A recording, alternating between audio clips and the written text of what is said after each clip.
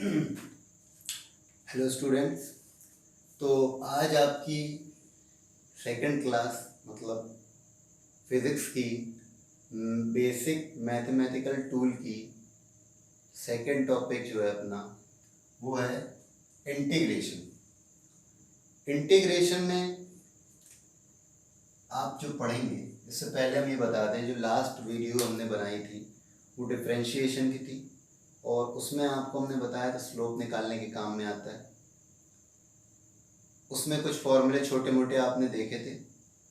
आज हम जो पढ़ेंगे इंटीग्रेशन के बारे में, इसमें डिफरेंशिएशन का एक किस्म से रिवर्स प्रोसेस भी कई लोग कहते हैं, लेकिन सही मतलब जो होता है इंटीग्रेशन का, किस लिए इंटीग्रेशन यूज़ होता है, तो बच्चों इंटीग्रेशन जो यूज़ होता है आपका वो निकालने के काम में आता है एरिया अंडर द कर्व।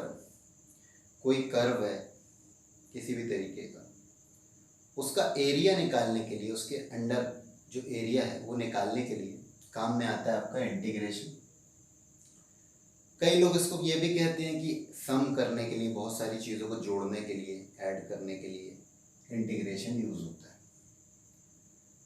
तो इसका जो यूज़ है, इसकी एप्लीकेशन जो है आपको धीरे धीरे आगे के चैप्टर्स में पता चलती जाएंगी, जहाँ हम इसका यूज़ करेंगे।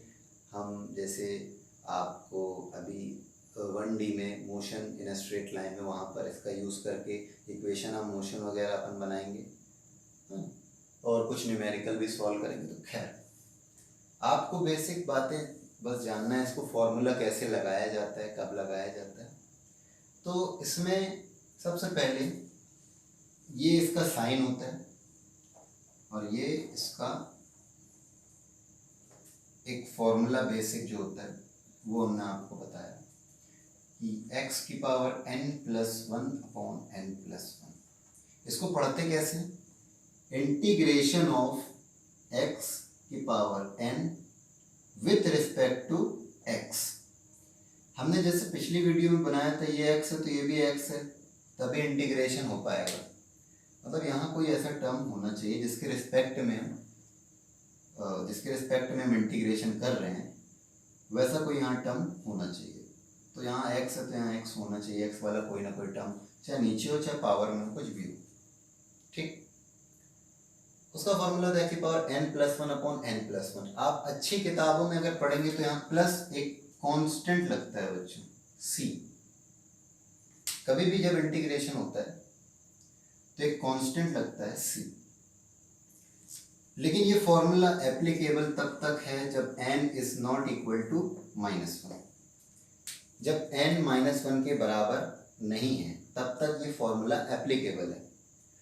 जब आप -1 रखेंगे तो देखिए आप -1 + 1 0 हो जाएगा, अपॉन में 0 मतलब कोई चीज़ इनफाइनाइट हो गई, तो वो फिर सॉल्व ही नहीं होगा, ख़त्म हो जाएगा फंक्शन अपना। इसके लिए अलग अलग फॉर्मूला होता है, वो आपको बताएंगे, है ना। तो ये एक जनरल फॉर्मूला, जैसे वहाँ पर आपने डिफरेंशिएशन का x की पावर n का फॉर्मूला देखा था। अब इसके बारे में कुछ बात है तो पढ़ना कैसे, integration of x raise to power n with respect to x, है ना। ये आपका इंटीग्रेशन का पहला एक बेसिक सा फॉर्मूला होता है। ठीक, अब x की पावर मान लो यहाँ 2 है तो क्या फॉर्मूला बनेगा, 2 + 1 अपॉन 2 + 1। मतलब सीधी सी बात है, जो पावर में वो नीचे, फोटोकॉपी बिल्कुल, जो ऊपर पावर में x की होगा वो नीचे होगा, तो मतलब x की पावर 3 अपॉन 3। ठीक, अगर हम यहाँ x बस लिख दें तो क्या आएगा, x की पावर यहाँ कुछ नहीं है तो मतलब 1 है, 1 + 1 upon 1 + 1, that is x² upon 2। ठीक, अगर मान लो सिर्फ यहाँ पर dx है, सिर्फ यहाँ पर dx, उस कंडीशन में क्या करेंगे तो समझिएगा। अगर कुछ नहीं है तो आप यहाँ कह सकते हो 1 है, कुछ नहीं है तो क्या है, 1 है। 1 को क्या हम x की पावर 0 लिख सकते हैं कि नहीं, बिल्कुल लिख सकते हैं। 1 को हम क्या लिख सकते हैं, x की पावर, किसी की भी पावर 0 मतलब 1, तो हम x की पावर 0 लिख दिए। अब डिफरेंशिएशन करें हम, सॉरी इंटीग्रेशन करें हम, क्या आएगा, x की पावर 0 + 1 अपॉन 0 + 1। देखिए n की जगह क्या है 0, तो 0 + 1 तो क्या आएगा आपका ओवरऑल x। ये आपका आंसर है। लेकिन बच्चों देखिए एक बात हम बता रहे हैं आपको, जब कुछ भी ना मौजूद रहे, जब कुछ भी मौजूद यहाँ नहीं रहे, तो डायरेक्ट आप इंटीग्रेशन ऑफ dx, d से ये खत्म कर दो, बचा क्या x। कुछ मौजूद नहीं रहे तब d से ये खत्म कर दो, बचा क्या x। x आपका आंसर। अगर मान लो फंक्शन ऐसा है v dv, तो अभी भी इंटीग्रेशन हो जाएगा, तो क्या आएगा, सीधी सी बात है v स्क्वायर बाय 2। ठीक, सिंपल ऐसे कुछ फॉर्मूले ऐसे बनते जाएंगे। अब डिफरेंशिएशन में क्या होता था, किसी कांस्टेंट चीज का, देखो आपको बता दिया सबके साथ सी लगता जाएगा, सबके साथ सी लगता जाएगा, वो अलग बात, वो सी लगाते जाओ, यहाँ भी सी लगा, कांस्टेंट लगता ही है सबके साथ। हाँ, इंटीग्रेशन में ये होता है। अब एक बात आपको बताएं, समझना बहुत प्यार से। अगर मान लो यहाँ पर ऐसा कुछ आ गया 2dx, मतलब जैसा हमने बताया डिफरेंशिएशन में, देखो यहाँ x वाला टर्म होना चाहिए, लेकिन यहाँ x वाला टर्म नहीं है, तो ये कंकड़ पत्थर है। सब जैसे अपन बताया था पिछला, अगर वीडियो आप देखे होंगे तो कंकड़ पत्थर का मतलब समझ रहे होंगे, मतलब ये x का फंक्शन तो नहीं है। इन दैट केस इस चीज को आप बाहर निकाल दें, इंटीग्रेशन से बाहर निकाल दें, तो बचा क्या dx। और अब भी हमने आपको बताया है ना, इतना लंबा प्रोसेस करने की जरूरत नहीं है। जब यहाँ कुछ भी मौजूद ना हो तो इसको ऐसे ऐसे काट मत देना, नहीं तो आपकी मैथ से ही कट जाएगी। ऐसे काटना नहीं, आप अंडरस्टूड है आपके लिए कि यार ये और ये कुछ नहीं, तो आंसर क्या आएगा 2x।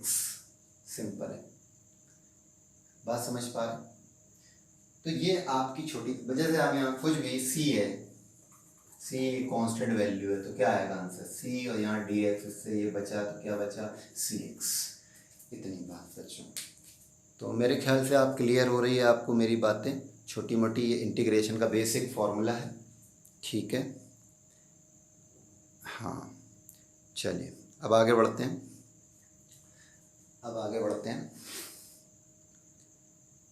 चलिए जल्दी से छोटे मोटे क्वेश्चन के ऊपर करके बताते हैं। जैसे क्वेश्चन है x³ plus root x plus 3x plus 1 plus 2 integration of dx। इस टाइप का क्वेश्चन है ना, इसका इंटीग्रेशन करना है। तो सिंपल है, पहले अलग अलग करके आप लिख लें, जैसे आप डिफरेंशिएशन में करते हैं, लीनियरिटी प्रॉपर्टी जो हमने आपको बताई थी, अलग अलग सबके साथ हो जाएगा, तो ये ऐसा हो जाएगा x³ dx plus root x dx plus 3x dx plus 2 dx, इतनी चीज।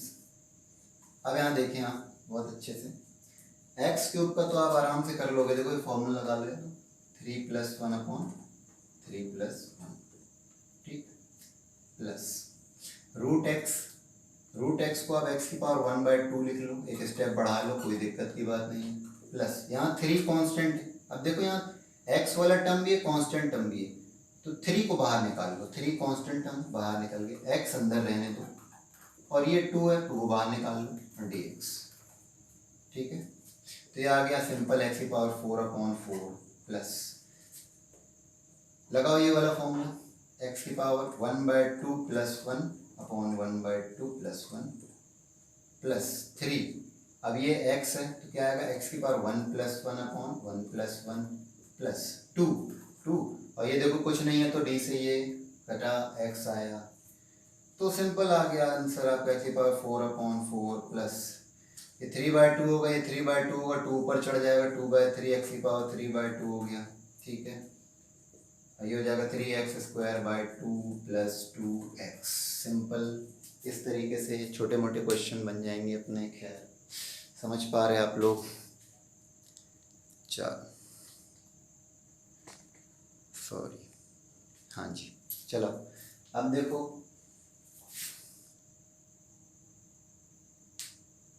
हाँ जी देखिए अब आप देख सकते हैं ये कुछ फॉर्मूले आपको लिखे हैं ट्रिग्नोमेट्री वाले और कुछ ऐसे नॉर्मल फॉर्मूले जो यूज़ होते हैं। अब आप एक बात समझिए बहुत ध्यान से, ये फॉर्मूले तो हैं लेकिन अगर आप डिफरेंशिएशन का फॉर्मूला याद कर लिए तो इसको आप इसका उल्टा है समझ लीजिए। जैसे cos x का डिफरेंशिएशन क्या होता था, minus sine x, sine x का क्या होता था, cos x, tan x का क्या होता था, sec square x, sec x का क्या होता था, sec x into tan x, cot x का क्या होता था, minus cos x square x और cos x का माइनस cos x। तो ये उल्टा है, साइन x का इंटीग्रेशन क्या होगा, माइनस cos x और cos x का प्लस साइन x। तो वहाँ से आप अगर कंपेयर करेंगे तो वहाँ डी अपॉन डी यहाँ लगा होता है, अगर हम कहीं dx लगाना भूल गए होंगे तो अलग सब जगह लगा है, ठीक है। तो उल्टा है।